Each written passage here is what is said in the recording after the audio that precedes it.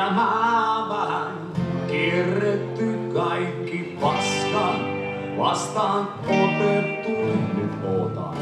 Kultakello selkään kämmentä käydään reilusti 40. Vähän yli.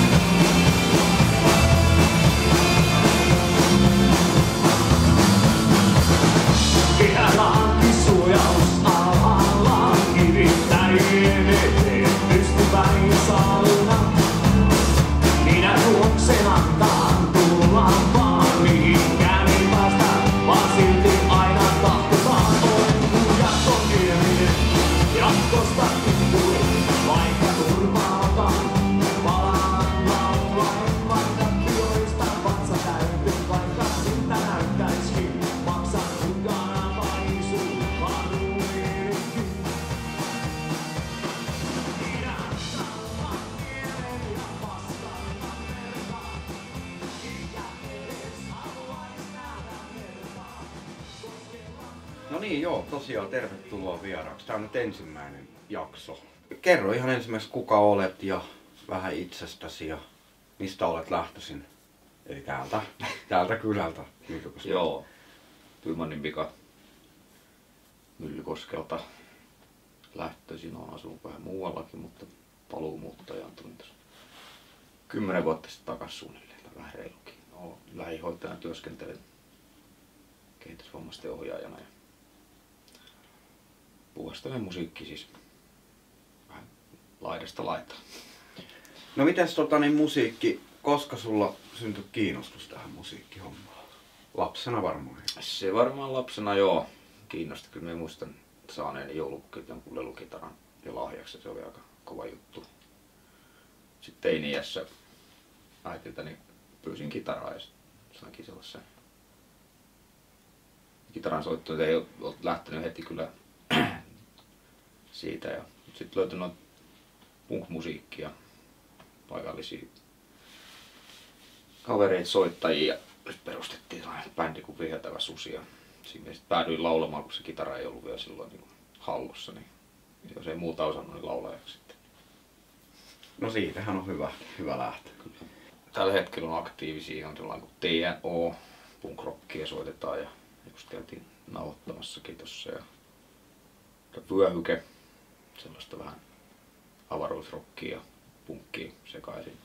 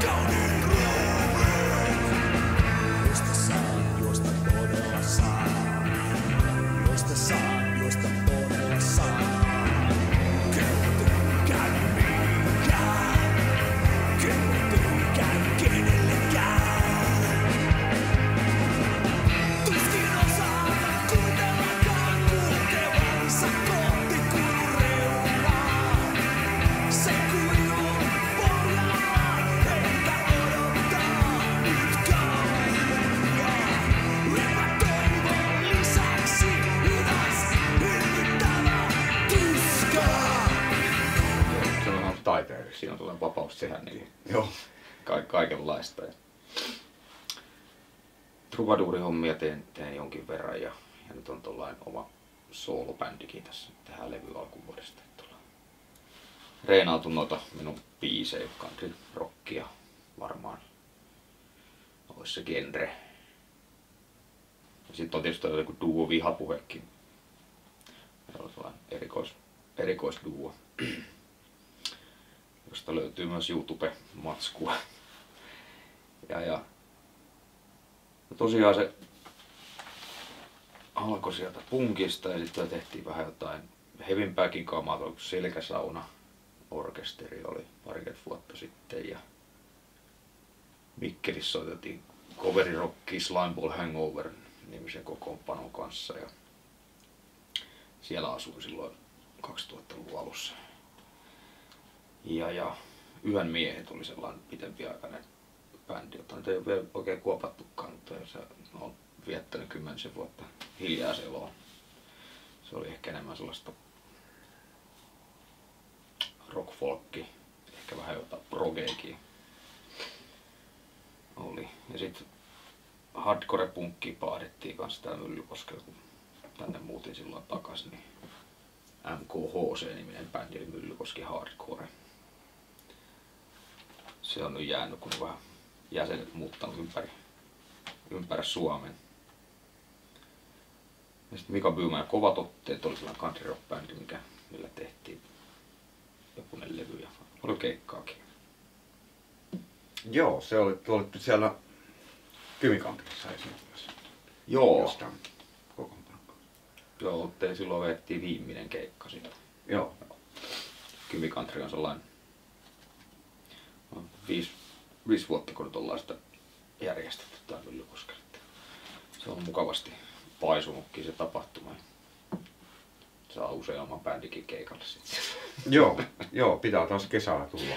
Joo, tällä kertaa en oo soittanut missään. Tein tällaisen rajauksen, ei aina tarvitse olla lavalla. No niin, välivuosissa. Niin.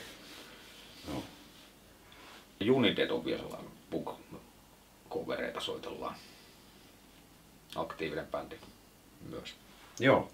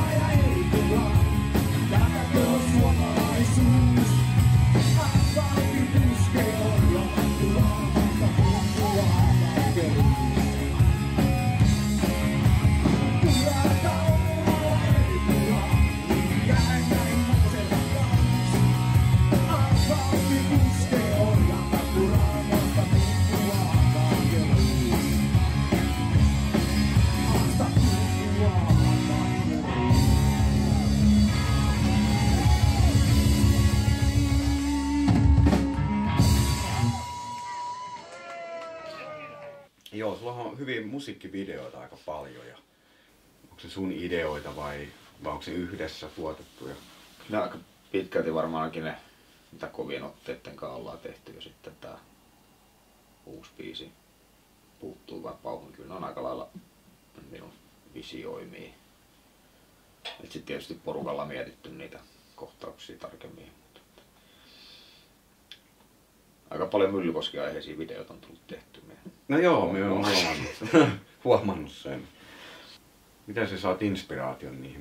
Mulla ainakin tuntuu, ehkä musiikin vaikea juttu on just tää sanottaminen. Mulla ei ollenkaan kulje se puoli. Miten se on vähän sellaista, kannattaa sellaista muistivihkoa mukana, niin sitten merkkaa jonkun idea, jos tulee, ja jos on joku teema.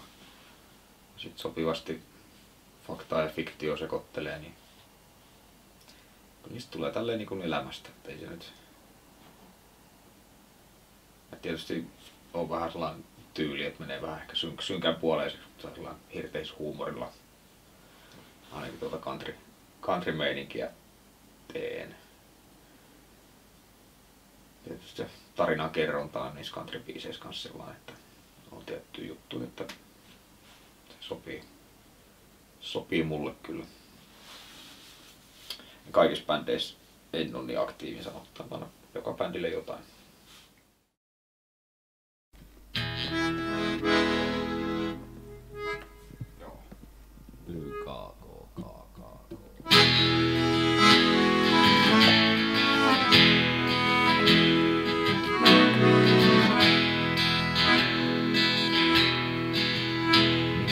Sormenpäät auki ja sielu kiinni. Taas kerran läksin lipettiin. Mie kaivan ojat, tein countryvalssin. Vaik hitto väkisin. Mut ei ne ojatkaan kaivamaan lopu. Kärsimyksen kautta laiha sopu. Itteni kanssa mut kuitenkin mielelläin joskus kotiin palaisin. Nyt ei riittänytkään nää kylät ja otin mittarin niin kuin aiemminkin uhosin. Kun tää myrsky on ohi, päässänikin palaan kanssa country-hitin. No nää enteet viittaa kuolemaan, vannon senkin vielä valmiiksi saa. Ensin hommat on hoidettava, ne ojan pohjat koluttava. Harvoin kusikaan enää kaareutuu.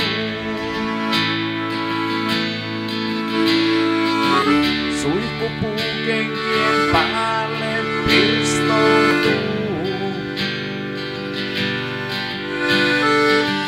Niin kuin unelmat eilisen. Heikkona hetkenä ymmärrän sen. Vaikeeta maastoutuu, kun irti on piru. Ja sen kuulee koko hotellin piru. Koluttu joka mukula kivi. Vanhan kaupungin koht otan lautan tai kopterin. Mut tää biisi on tullutkin tähän. Siis nein proppaan ja varastan vähän. Täytyy laittaa vaan kunnon show. Senhän näytti jo David Allan Coe.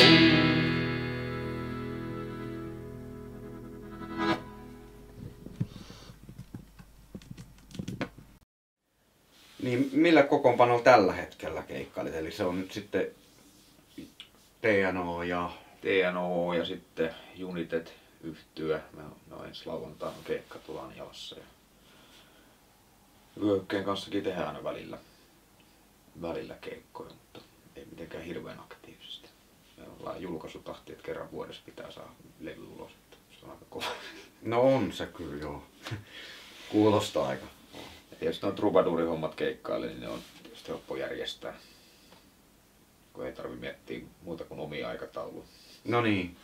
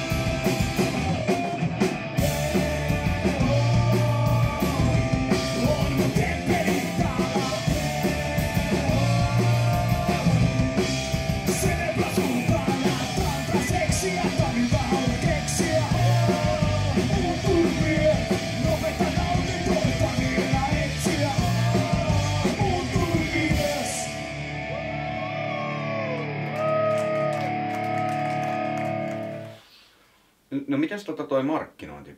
Hoidat siitä sä vai? Onko sulla mitään? No, valitettavasti hoidamme vähän huonosti, täytyy myöntää. Se vaatii vasta niskasta kiinni ottamista. Niin aikaa. Niin, aikaa oikeesti.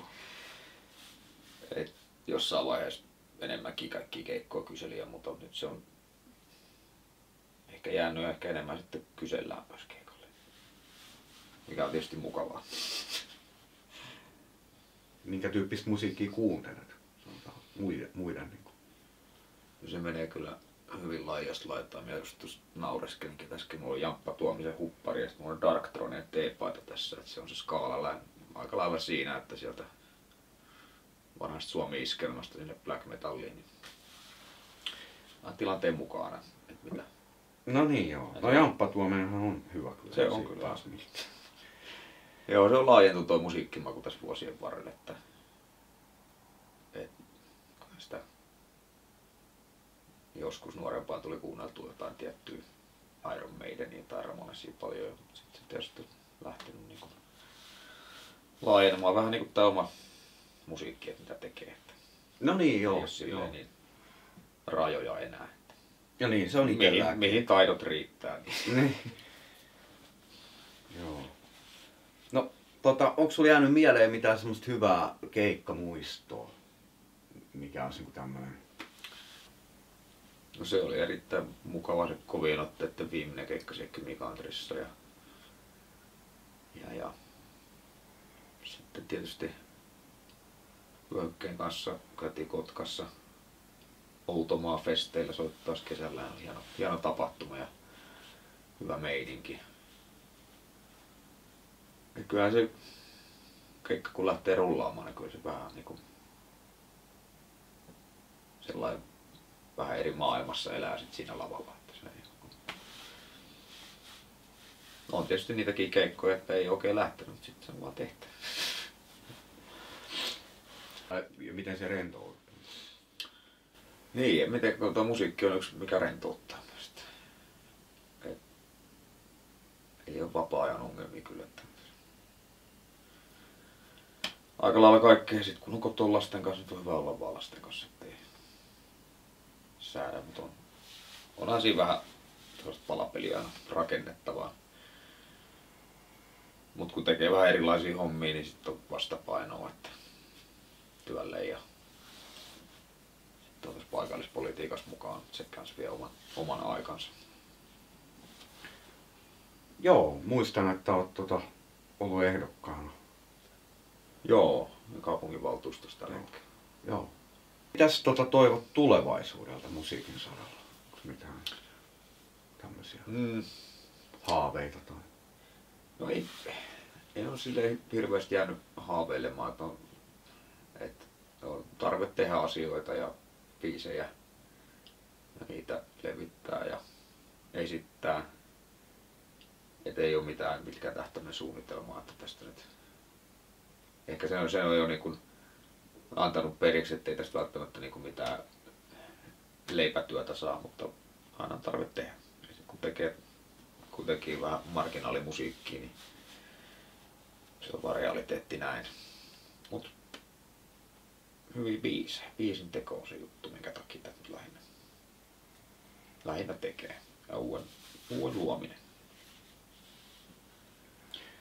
Joo, sit aikaisemmin tuossa juteltiin siitä Kymi Country-tapahtumasta, niin se on ilmeisesti ollut myös tai siellä vähän niin kuin vaikuttamassa siihen. Joo, ja vähän niin kuin minun ideasta lähti, kun tuossahan on tuo kulttuuritalo vanha rautakauppa tässä Myllykoskella ja siellä järjestivät tosi kirjamessuja siinä vanhassa varastohallissa ja sitten me saan idean, että hetkinen, miksei tässä voisi järkätä countryfestareita. Sitten löytyi sellainen sopiva porukka siihen ja alettiin puuhaamaan. Ja nyt ollaan perustettu siihen yhdistystaustalle Kymi Country ry ja mä oon nyt sen puheenjohtaja tässä kanssa. Joo. Ja kyllähän siinäkin homma on oikein koko vuodeksi tässä, että tullaan tuossa bändeihin kiinnitelty tähän ensi kesää varten. Kasvanut tapahtuma mukavasti. Viime kesää joutui vähän miettimään, että voisi ottaa enempää porukkaa. Mutta se on kuitenkin pian festari ja sellainen mukavan kotikutoinen, mutta hommat toimii, niin artistit on tykännyt kyllä. Tai oliko vielä jotain, mitä tulisi mieleen tai haluaisit sanoa? Ei, mutta ihmeempää, mutta kuunnelkaa hyvää musiikkia, käykää keikoilla hyvät ihmiset. No niin.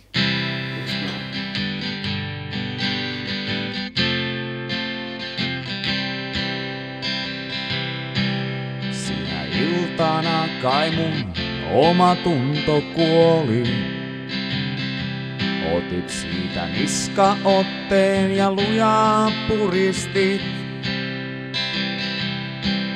Minä silmät suljin, häipyi viimeinenkin huoli. Kunnes ne taas kotoon menin avaamaan. En kai mitään saa anteeksi. No enhän mie toki sitä pyydäkään. Lipsuu virsut menee tolkku viimeinenkin. Tämän kai siitä sai kun piti kaiken sisällään. Jos jossain riitän tällaisena, se antaa mulle syyn huomiseen. Jos jossain vain riitän tällaisena, enhän sinne jää, enhän sinne jää, mutta tulen toistekin.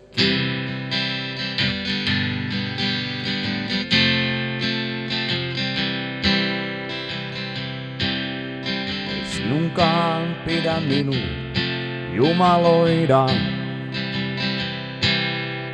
Riittää kunhan joskus muistat vaan. En pyydä paljon, minut ehjäks hoida. Jokin saa sinun sylis palaamaan. Jos jossain riitän tällaisena, se antaa mulle syyn huomiseen. Jos jossain vain riitän tällaisena, sinä olet jotain, sinä olet jotain, jonka jo melkein unohdin.